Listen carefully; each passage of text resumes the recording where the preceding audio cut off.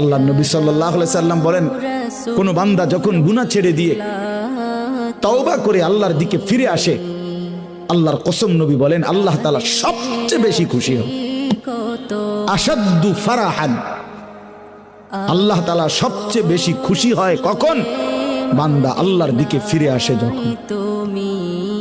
বিতাওবাতি আবদিহি, বান্দা যখন আল্লাহর দিকে ফিরে আসে আল্লাহ তাআলা ভীষণ খুশি হয়।